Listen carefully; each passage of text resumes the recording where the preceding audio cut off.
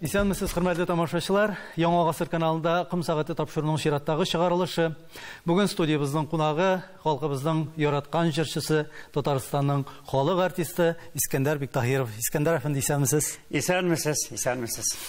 Искәндәр әфәнде, сез узган гасырның 80нче, 90нчы елларында популярлык казанган артистыбыз. Барлык гомерем җырлап кына узды дип әйтә аласызмы? Ни өчен сорауны шулай дип куям? Чөнки бүген кайбер җырчылар өчен сәхнә хобби кебек. Алар тормыш итәр өчен акчаны, матди байлыкны башка җирдән эзләп табалар, яисә эзләп табарга мәҗбүрләр. Сезнеке?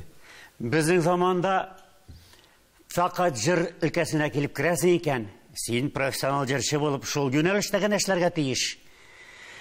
Шул юнәлештә бармасаң, син татарның хөрмәтле шәхесе, танылган җырчысы була аласыңмы, яки музыканты була аласыңмы?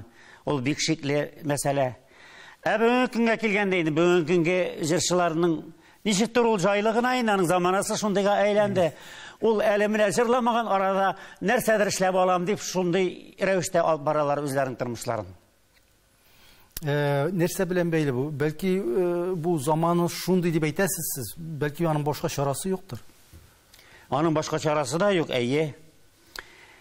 Чөнки алар бик күбәү хәзер җырчылар бит.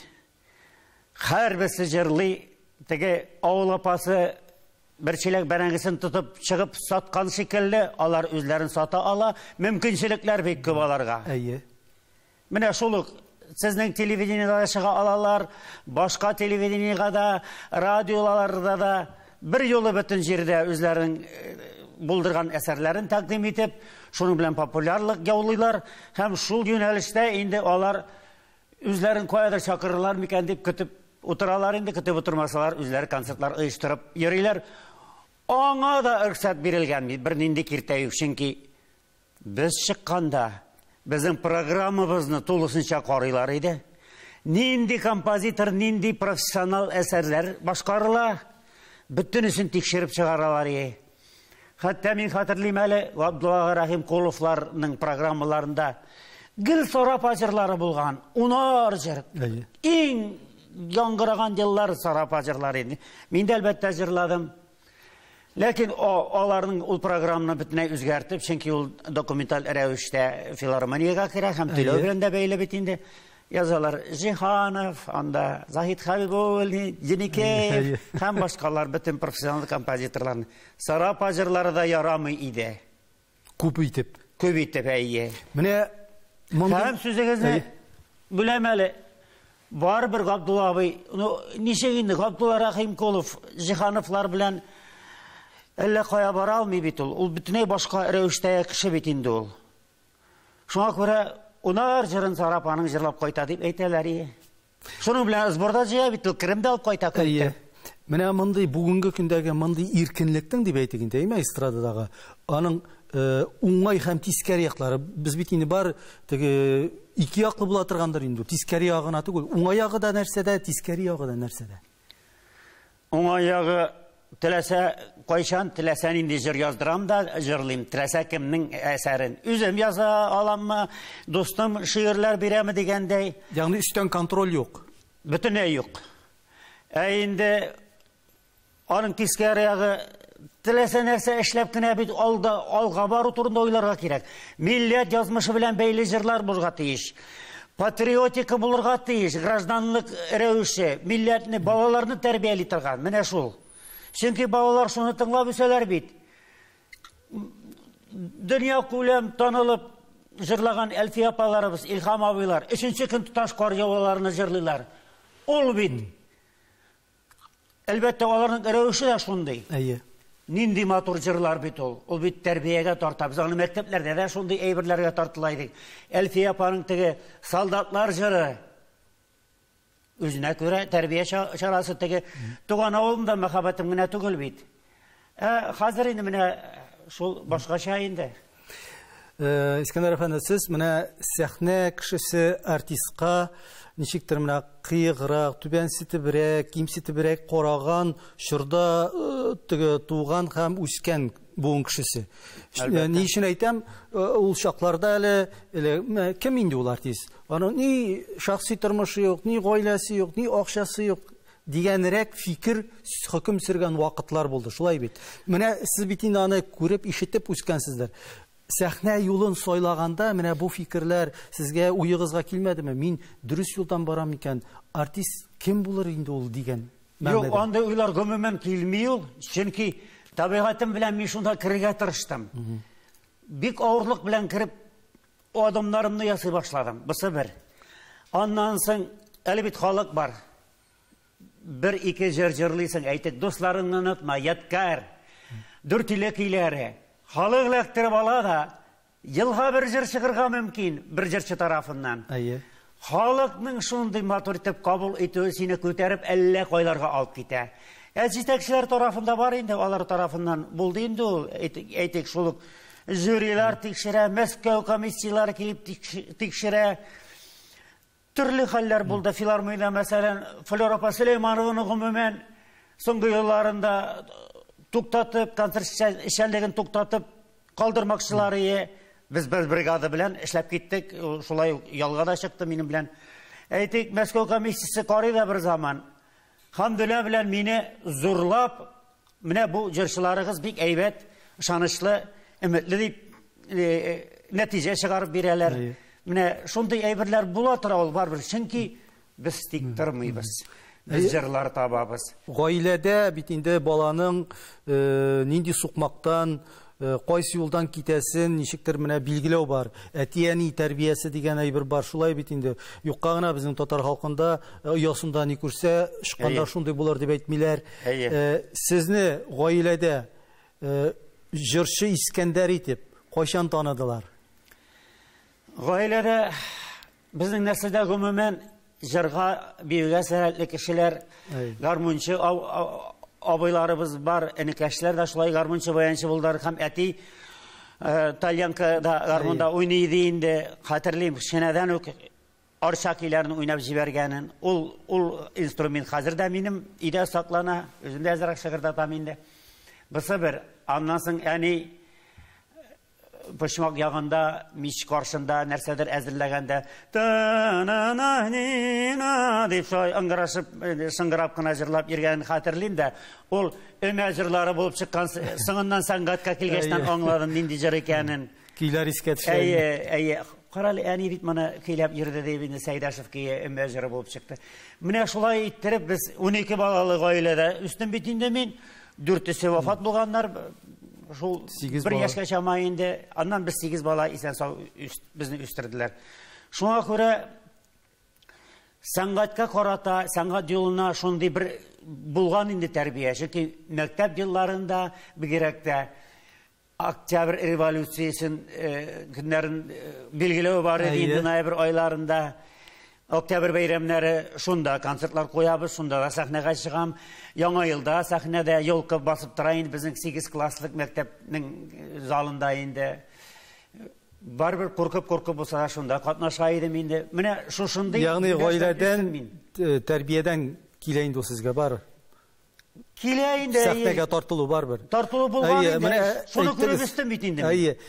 Тигез әйтеп киттегез, ул бит инде авылның оста гармунчысы. Ялгышмасам, ул менә сездә инде истәлек булып сакланган, ул Тальян гармунына 100 елдан артык. Артык. Ул кайсы буыннардан килә сезгә инде бу инструмент дип әйтик? Әти каян алгандыр? Әтигә кадәр ул күптән инде, әти 10-нчы елга иде. 72 yaşında vefat buldu. Yani o sizin гаиләгә әтигез алып кайту белән килде. Алган инде безнең нәселдә аның туган абысы бер бары Сибгат абый ул гармуннарны ясау төзәтү эше белән шөгыльләнә инде, ничектер аннан килгәнме хәтерләмим кемнән алганын аның. Бүген инде улыгыз Сәйдәш уйный. Сәйдәш тә уйный, әле үзенең кызларына да өйрәтеп аташайм әле мин. Тарткалыйлар әзрәк шуны.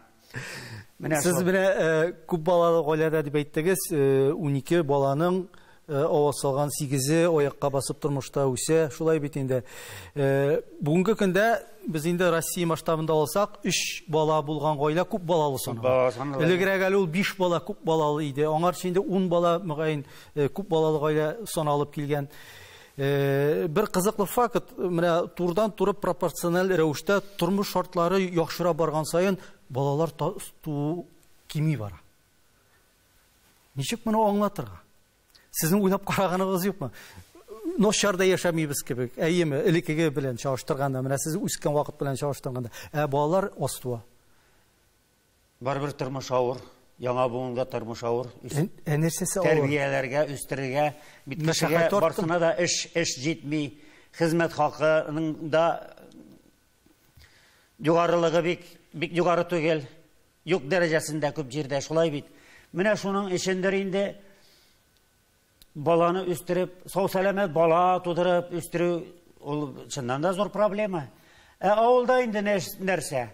Туганнарда тәгәрәшеп үсеп киткәннәр, бәрәңге дә икмәк, мин аларны хәтерлим. Бәрәңге дә икмәк тә бер кайчанда өзелмәде.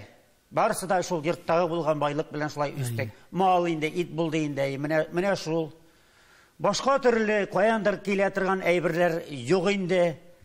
Шуңа күрә тәннәр сау-сәламәт булып үскәндер дип мин урманга барып, җиләк-җимешләр җыю, гөмбәләр җыю белән шөгыльләнеп.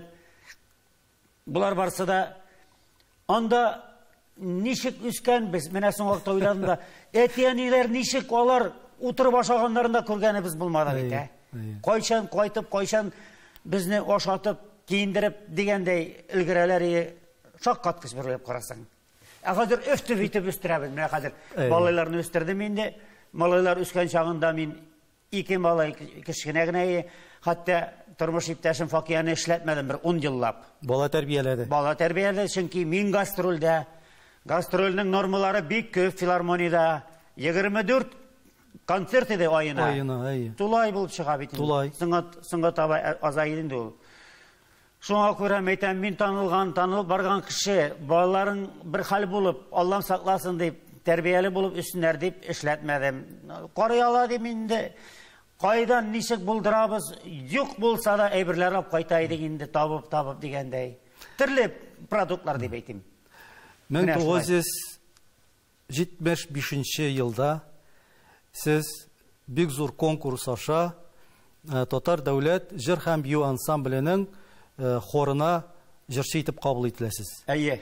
Бунда инде 100дән артык ялышмасам вакытта конкурсант, урыннар чикләнгән, 8-9 урын гына. Һәм шул җиңүчеләрнең берсесез. Сез ул вакытларны әйбәт хәтерлисездер. Кемнәр кабул итеп алды сезне менә шушы иҗат сәхнәсенә, кемнәр ачкыч бирде? Мин анда кергәндә заводтан килгән идем. Авиация заводында, армиядан соң Леногорскийның эшлим инде. Кичке институткада кергән идем инде. Нефть һәм газ промышленности институты. Һәм станокта фрезеровщик булып иелеп эшли торган малай инде, буе да күренмәгән күрәсен. Карыйм бөтен җегетләрне кызларны тизеп бастырдылар да, мине чакырмадылар, мине алмадылар булып чыга. Әйе. Ма кадәр әле Венера Хасанны Гараевалар, энем бик зур эш хакы белән килгәнсең бит, расчет алып инде заводтан. Минем Казанга килешем алга таба эш курстан соң Леногорскийдагы укуымны дәвам итеп инде, укып һәм ничектер Казанда студентлар арасындамы ничектер каядыр сәнгатькә якына уйды. Мин аны соңына белеп, шул ансамбльгә килеп кирдем инде. Энекәшем, бәлкем эшеңне дәвам итеп, укуыңны дәвам итеп кенә алга таба барасың дип әйткән. Юк, мин барыбер керәсем килә, җырлыйсым килә дип әйттем мин аңа инде. Шуннан соң инде тизеп бастыргаштан Геннадий Скалазов безнең җитәкче иде инде. Мәйтәм, мине дә алыгыз инде. Мин барбыр тырышып укыйм. Тырышып эшлим, укуымны дәвам итәм дидем аңа. Аннан ул әйтте, әйдә аны оформляйте дип әйтте инде. Менә шулай итеп мин үзем мишәрчә әйткәндә соралып кирдем. Үҗәтләнеп, чөнки миндә ышаныч бар иде. Буй туры килмәде дисәң дә аннан соң үсеп киттем мин ишектәр барып турайып. Җыр дөньясына кирип, вокал дөньясына кирип шөгыльләнеп дигәндәй, һәм шул кергәннәр арасында беренчедән булып халык артисты булдым. Әйтегез әле, сезнең бит бу ансамбльдә барбер иҗат гомерегез артык узан булмый. Сез бит 5 елдан артык. 5 елдан артык кына Габдулла Тукай исемендәге Татар дәүләт филармониясына китәсез. Китүнең сәбәбе дип әйтим инде, сез анда инде үзегезнең киләчәккә тагын да үсеш өчен мөмкинлекләр калмады дип уйладыгызмы? Ни сәбәпле булды ул? Филармониягә китү. Җырбый ансамблендә инде планканы әйтик, bir jır başqara da solist или solistка шунда ук барып хорга баса. Мәктәп ничек инде ул шундый алкышлар белән җырлаганнан соң яңадан хорга баса. Мин инде җырлый башлаганым, минем җырларым уже халык арасына керә башлады. Шуннан мин мәйтәм булай гына булмый. Минем җырчы аерым җырчы буласым килә, эстрадага күчебешсе килә. Ул заманнарда гомумән эстрадага якында килеп булмый. Ни өчен? Син моннан увольнять итеп, сине тегендә барып алучы булса гына кирергә мөмкин. Bu Ягъни вагъда иткән очракта гына, көтеп торган очракта. очракта. Бер филармониянең ике цехы кебек кенә бит инде. Берсе ансамбль, берсе эстрада. Һәм Худай Тәгалә ярдәм итте. Я бер җырчыга өстәмә җырчы кирәк, әйтик. Вафира ханым Гыйзатуллинаның бригадасында да бераз җырып кайтабыз. Аннан соң Рима Ибраһимовага җырчы кирәк булып, аның белән эшләп киттем мин. Берничә ел аның белән эшләдем, уңышлыгына күтәреләм, инде таныла барам. Шуннан соң инде алар әйттеләр, Искәндәр, синең үзеңә бригада төзергә вакыт дип. Мустакил эшли башладым. Мустакил бригада төзеп эшләп киттем мин. Шул вакытта инде Хамдүнә дә килеп бер вакытта башладык, ул да инде эшли башлады, менә шул. Профессиональ үсеш турында, менә үзеңне музыкаль яктан байыту, һөнәри осталыкны арттыру. Сез бу турыда әле менә филармониягә килгәч кенә уйлана башлагансыз күрәмсең, һәм Казан дәүләт консерваториясында 2 еллык курс стажларын үтәсез.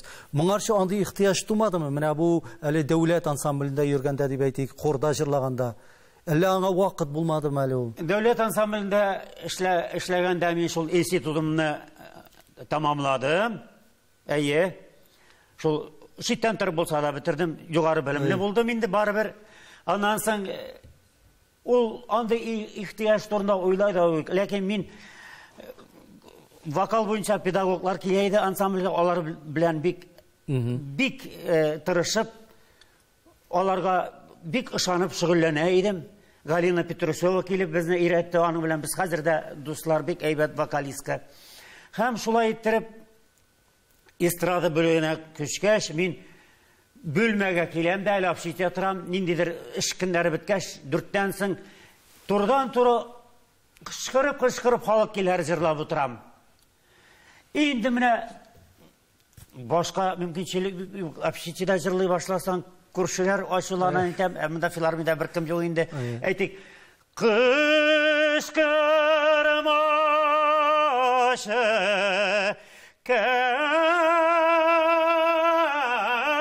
Kökük ey karşımda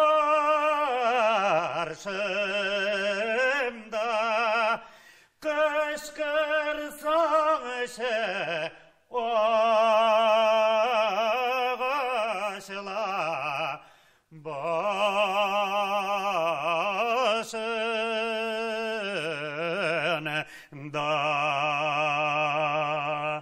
Шулай җырлап утырганда Илгиз Мәҗитов безнең художество җитәкчесе кирип тыңлап карый да. Тыңлап торган инде ул үз бүлмәсендә. Бу җырыңны ди, нидә правительство концертында җырлыйсың ди, үзең генә акапелла дип әйтте. Юк инде, мин әйтәм, нинди акапелла җырлау? Юк, акапелла кирәк. Шишкин исемле рәссамның зур юбилее 150 еллыгы иде. Казанда булды, опера театрында. Һәм нидә, аннан Алабугага бардык шул ни белән. Имеш бер карт арбаны шыгырдатып атта бара, шул карт эшеннән генә дигәндәй әз генә тавыш биреп, җырлый, Кара урманны җырлый, һәм тагын бер халык кейін җырлый. Мин Кара урманны җырларга туры килде. Шуннан соң инде дәүләт җитәкчеләре керделәр, бик әйбәт, уңышлы булды ул. Теге сәхнәләргә аңламый чыккан җегет, куркуны белми. Нәрсә икән белми әле. Нәрсә икән белмим әле, алай ук зур концертларда йөрмәгән, үзебезнең эстрадада гына эшли башлаган бит инде. 15 елга якын филармонияда эшләү дәверендә сез үзегезне менә чын мәгънәсендә шушы чорда мин тамашачы халык алдында танылу алдым. Бу минем иҗатымның иң нәтиҗәле чоры иде дип әйтә аласызмы? Ул нәтиҗәле чор дип әйтү аның белән генә төгәлләми, чыннан да. Анда бик тыгыз гастроль графигы белән төрле якларда Идел буе, Сибир, Урта Азия шәһәрләрендә әлбәттә булдык. Зур-зур декадларда катнашып, зур-зур ниләр, концертлар, теге бүтән артистлар җыелмасында туган концертлар инде, теге спорт сарайларында узган концертларда зур уңышлар белән. Һәрбер җирдә мине шушы озын көй белән кертәләр иде инде. Аннан соң бер күңеллерәк, дәртлерәк җыр белән әйтик, Яткар җыры, Разил Галиев сүзләренә шулай җырларга туры килә иде. Менә шушы ул тулы бер зур эшчәнлек алып бара иде филармония. Бу филармониягә тапшырылган бер чыннан да концерт оешмасы алып бара иде инде шул эш. Аннан соң шул алга таба инде ничектер үзгәртеп кыру еллары башланды битендә бит. Шул филармониядә да бригадалар таралды. Кем ничек булдыралар шулай эшләү китте. Үз агымга китте. Һәм миңа милли мәдәни үзәк каршындагы Казан нәрсә дип аталар ул? Казан шәһәр филармониясе. Әле филармониясе Филармониясе түгел. Казан милли мәдәният үзәгенә күчергә туры килде. Шулай итеп күчтем дә, мине анда матур иттереп кенә кабул иттеләр Эрназ Зиннурович Закиров. Һәм анда инде бик күп чаралар, шәһәр чаралары бик күп, Исхаков тарафыннан оештырылган бик күп чаралар. Һәм дә инде татар дөньясы бик нык кузгалган еллар бит инде бу төрле даирәләргә барып концертлар бирә башладык без шулай ук инде. Менә җырчының битаның популяр булуы Искәндәр әфәнде теге тавыш диапазонынан гына тормый дип әйтәсем килә, әйеме?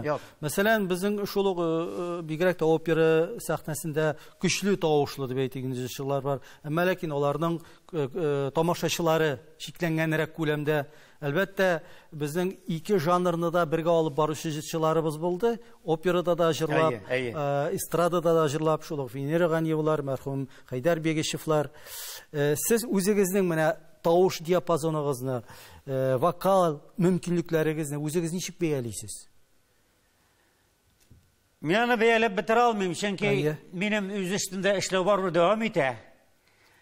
Ниндидер яратып, кызыгып, карап, уйлап, ишетеп торган җырларны алып җырларга тырышам һәм аны кирәкле дәрәҗәгә җиткереп халык алдына алып чыгам.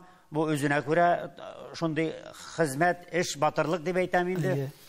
Инде безнең эшебезнең нәтиҗәсе буларак әнә шул табылган халык көйләре, композитор Салих Сайдашевның яһин җырлары мәсәлән, менә шуларны калдырмаска тырышам, чөнки алар күләмле әйберләр, зур бәһале әйберләр, алар бердә югалмый һәм алар белән бергә җырчыны халык колда иртә дип әйтергә була. Шушындый җырлар аркасында без яшибез.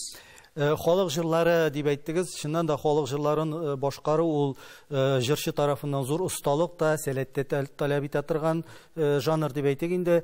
Сезнең менә бу юнәлешкә кирип китүегез, ул нәрсә белән бәйле халык җырлары белән? Сезне тамашачы бит иң беренче чиратта халык җырларын башкаручы итеп кабул итте. Һәм хәзер дә шулай. Чөнки авылда ук халык җырлары белән үстек. Гармон моңнары белән, апалар, абыйлар җырлаган җырлар. Шул юнәлештән мин сәнгатькә килеп кереп, мин аны аңлап алдым. Тиз генә аңлап алдым, чөнки халык җырларының бәһасе бик зур икән. Әгәр беркем дә җырламаган җырны алып җырласаң, тагын да бәяләре арта, җырчыга карата мөнәсәбәт тә арта. Мәсәлән, бер заман ничектер Киләбеләктә Дүртиле авыл көе генә инде. Шуны ничек икән инде авыл көйләре күп инде. Илһам абый Шакировтан сорадым да. Ниндирәк җыр бу икән авыл киеп язылган. Дүртиле авылы кие диде бу Илһам абый. Шунда ук әйтеп бирде. Каян белә диген. Югыйсаның язмалары арасында ул җыр юк репертуарда. Рамил Курамшинда ай мотор җыр тапкансың дип, бу үзенә күрә музыкантның шундай бәясе иде миңа карата. Менә шулай иттереп, аңа алга таба әйтик. Сәлам язам дигән халык кейін алып җырлый башладым. Кирдем кар романнарга, Гөлшат Зәйнәшевадан махсус сүзләр сорадым. Бер вакыт шулай авылда әле Флорапа Сөләйманова белән бергә эшлибез инде. Ниндидер концерттан соң өстәл артында шәйләр эчеп утырганда бер апа кирдем кар романнарга, калдым караңгыларга дип нитеп йөри. Бер сүз тезмәсе генә инде.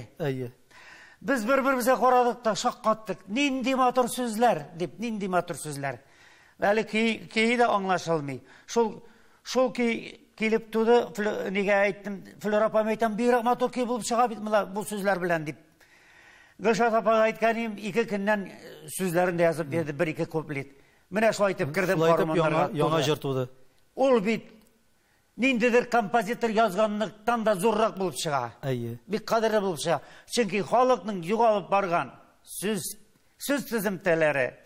теземнәре шул моңнары яңадан кайта икән халыкка. Аны бөтен халык электрип алып җырлый, бөтен җырчылар да алып җырлый башлады. Менә шулай. Шунысы бар, халык җырлары алар бит инде көн сайын туып тормый. Юк. Алар бик сирәк хәзер инде.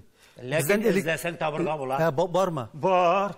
Әле нинең Җәүдәт Фәйзинең тупламасы китабында, сборнигында бик күп җырлар бар. Әле соңгы вакытта берне таптым. Аннан соң Кылычөрев җыйган әсәрләр бар. Тагын нәрсәләр, нинди китаплар бар соң, менә шундый. Мәхмүд Ниғмәтҗанов китапларыннан. Әзрәк ишетү сәләтең колагың булса, әзрәк фантазияң булса. Шимал бар әлеме? Бар, әлбәттә бар. Мин шаккатам хәзерге җырчыларга матур тавышлылар һаман да бер ниндидер популярлык турында гына уйлыйлар. Әлбәттә, популяр булган кешене бөтен җиргә чакыралар да инде, ансы да бар. Концертка да халык җыярга җиңел кебегрәк инде. Ләкин милләт бар бит әле. Син милләттә бүген популяр булып кына, аннан бөтенләй юкка чыгарга мөмкинсең. Җырың булмаса. Менә шундый моңлы, югалмый торган җырлар. Алар югалмый бер кайчан да. Безнең шахталарыбыз, теге Зөлхиҗәләребез шикелле, карваннарыбыз шикелле җырлар югалмый алар. Менә шундый юнәлештә барсыннар дип мин теләгегез. Телим яшьләргә дә әйткәнем бар хәтта. Сәхнә матурлыкны һәм яшьлекне ярата дип әйтәләр. Матурлык дигәннән, менә сәхнәдә үзенең киемнәренә бик нык игътибар бирүче ират җырчылардан сезне атарга була. Әлбәттә, инде бүгенге чорда киенү мәсьәләсе инде ул артык проблема түгелдер, кием табу. Менә сез әле иҗатка кирип киткән 70-80 елларда дефицит заманнарда бу сәхнә киеме проблемасын сез ничек хәл итә идегез? Әллә кайларда, районнарда йөрикме, Урта Азияларда йөрибезме, ниндидер үзебезгә ошаган туры килгән материаллар алып кайтып, кайдыр районнарда ательелардан кирип сорый иде, кибеттә юк иде әлбәттә. Ательеда материаллар булай. Хатын-кызларга булмасын, ираҗырчыларга булмасын, шуларны табып, тектереп алып, ниндидер бер ялтыр-йолтыр әйберләр ул вакытта эстрадада бик тә кулай иде. Шуларны эшли алай, без шулай эшләргә тырыша идек. Тарчалбарлар киеп, озын биек итекләр киеп шулай чыккан чакларымда булды. Чөнки мин гел яшь, дәртле, хәрәкәтчән биеп тә җибәр алам. Шуңа күрә ул миңа турыда килеп тора. Теге программаның бер өлешендә озын көйләр булып, әйтик, biraz нейрәк костюм белән инде классик рәвештәрәк булса, икенчесендә менә шушындый рәвештә чыга иде инде. Бик заманчарак иттереп инде. Сорауның икенче өлешенә килсәк, беренчесе матурлыкны, икенчесе яшьлекне ярата. Менә сәхнә яшьлекне ярата дигән әйтемдә, сүздә дип әйтик, ни дәрәҗәдә ул дөрестлек бар? Яшь булып калырга кирәк, беренчедән. Яшь булып калырга үзеңне саклый белергә кирәк. Шуңа ымтылырга, тырышырга кирәк. Әйтик, яп-яш кенә егет, кызлар да әйтик инде, ике аягын айырып басып, кырсагын салындырып басып тора инде менә. 40-ка да җитмәгән. Белмим, бу сүзләрне әйтергә ярыймы, юкмы.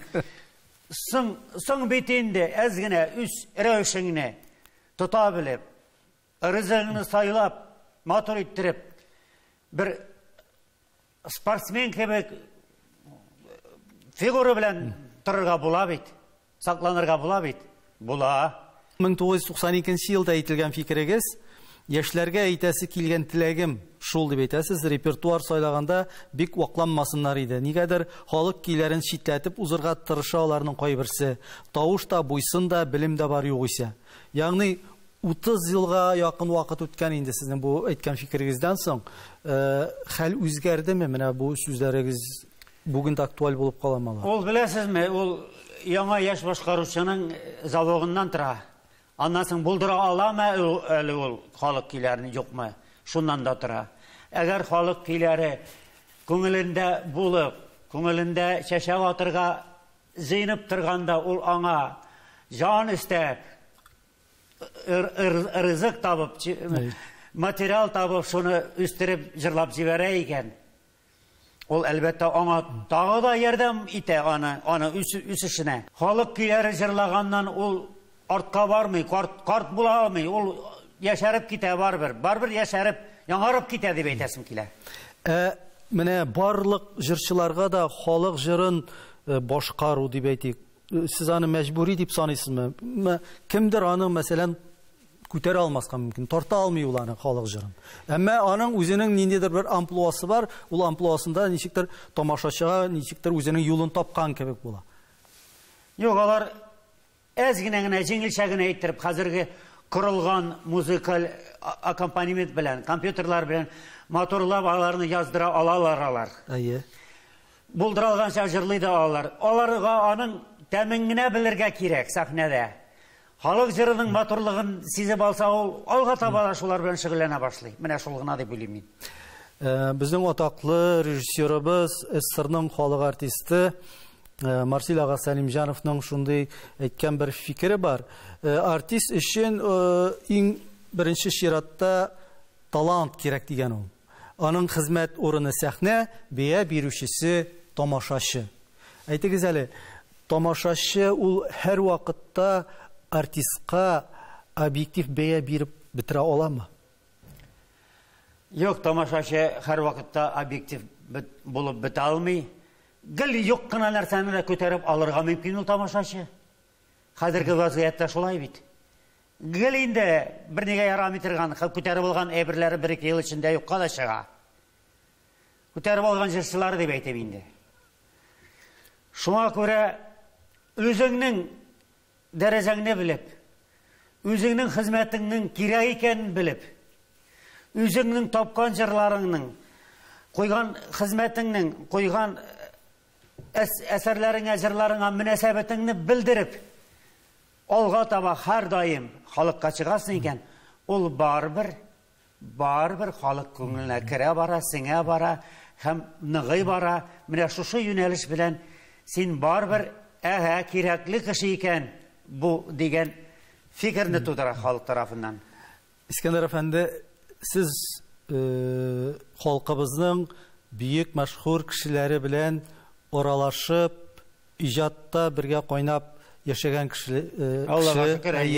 Әлбәттә инде аларның кайберләре инде мәрхүмнәр, шулай бит. Шулык Әлфия апа, Авзаловлар, Илһам Шакировлар, Габдулла Рахимкуловлар һәм башкалар бик күпләр.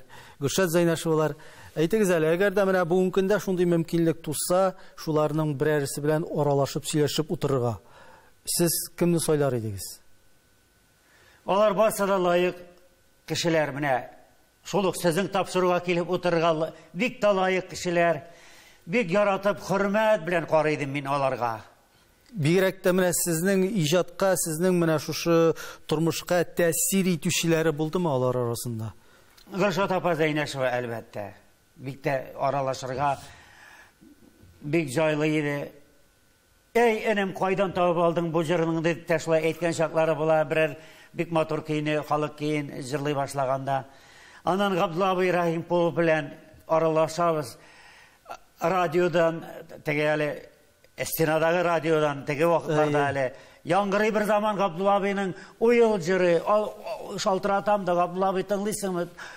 Ой, інім тыңлайым, әйдә тыңлайық әле деп, менде де яңғырап тұра енді.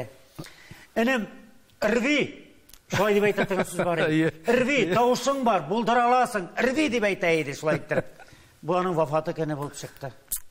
Шолық кәне İlham ağa şolay öýünde, İlham abi bilen üzüme dereskebe gittirip şögüllenip oturganda İlham abi jırlap oturganda wagtga da kelip kiresinde tыңlıysan indi jırlatıp qary mene jırlaly mene bu jerne dip şolay andan soň sen menim üçün jırla mene tiginde jırlady.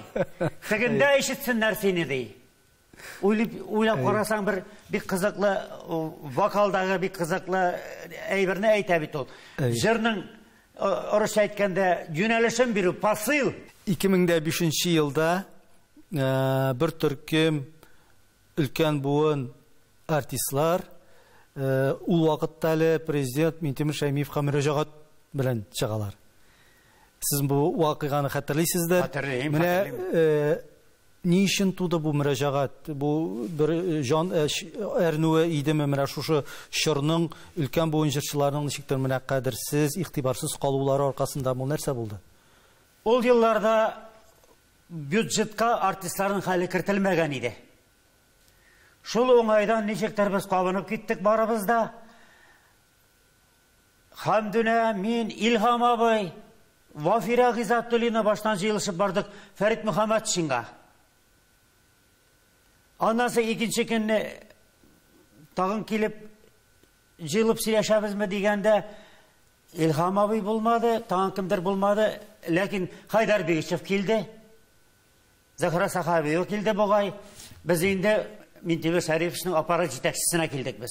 Шунда бик матур гына сөйләшеп утырдык һәм үзебезнең барлыкны белгертергә теләдек. Бездә бар бит әле дигән бюджетка безгә карата да бюджетта булырга тиеш ниндидер өлеш финанс ягыннан яклау өлеше. Шундыйрак иде ул вакытта вазгыять. Әле Хайдар әфәнде мәрхүм катыракта әйтеп әйтте әле ул агайга. Ничектер?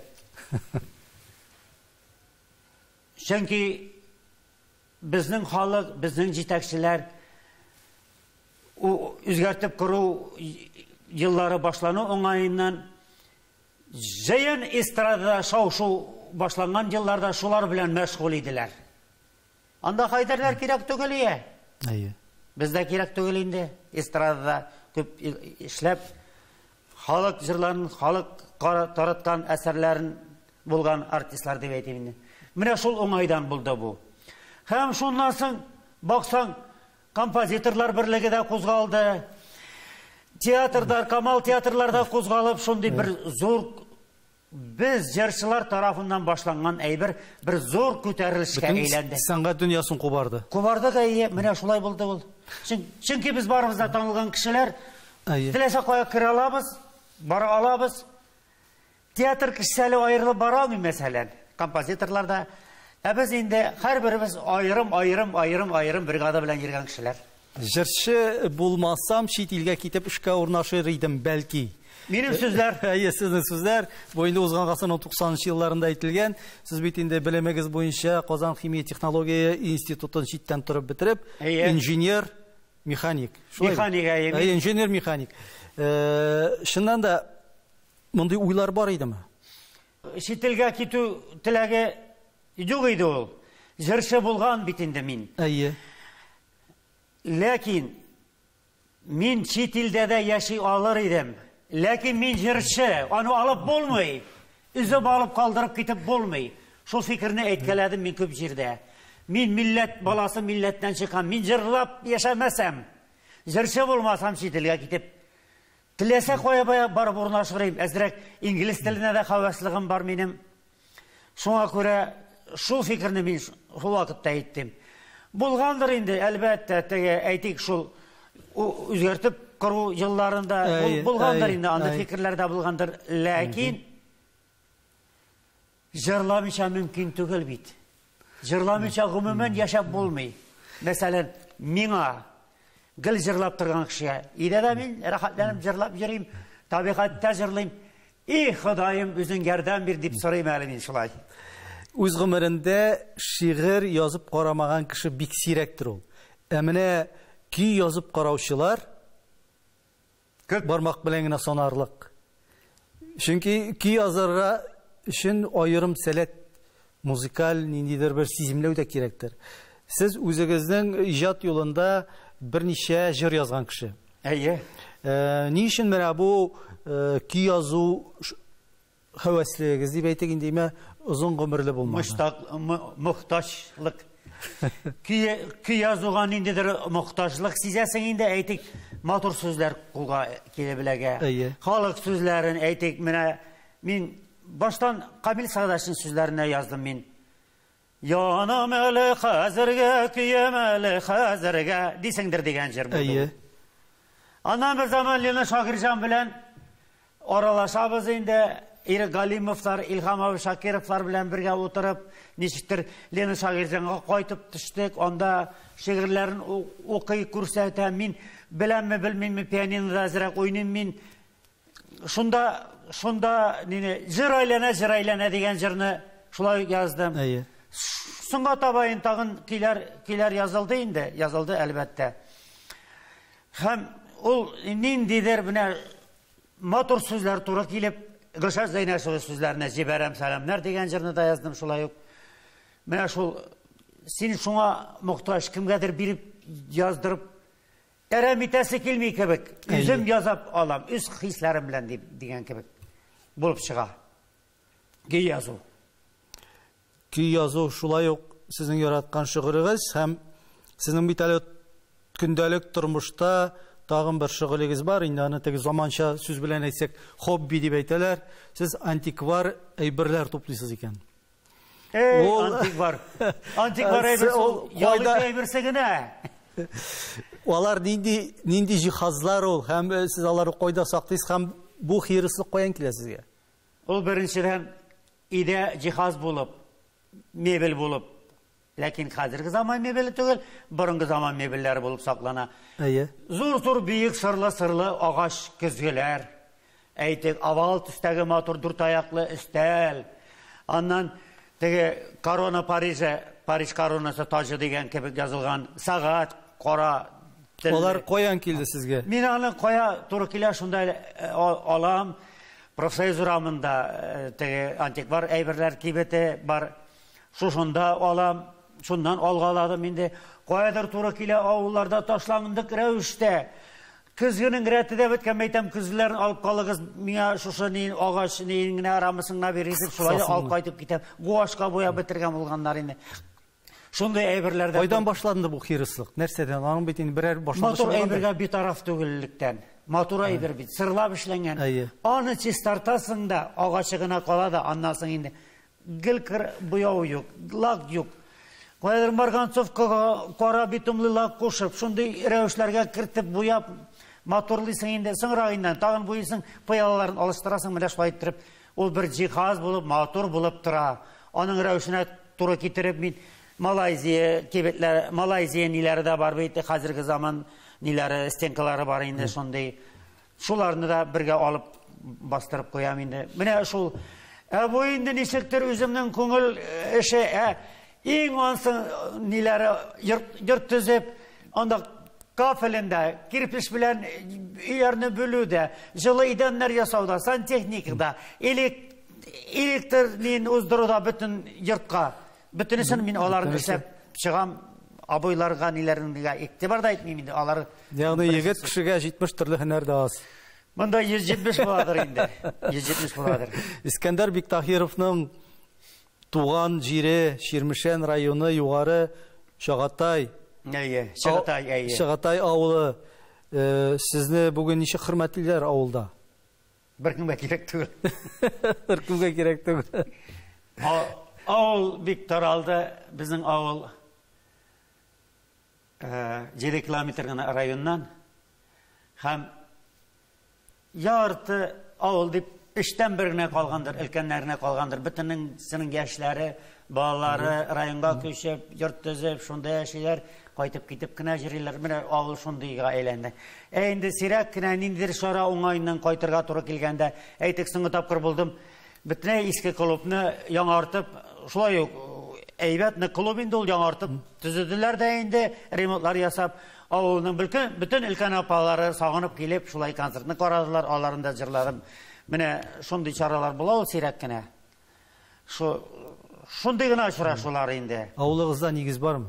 Нигез бар, төп нигездә Энекаш гаиләсе яши. Димәк, әле кайтырга сезнең урыныгыз бар. Кайтып, туганнар белән аралашып шулай йөрибез. Шул 8 баладан безнең бер агайыбызына, абыйыбызына китеп барды, булай 7 бала исән сау үсәбез.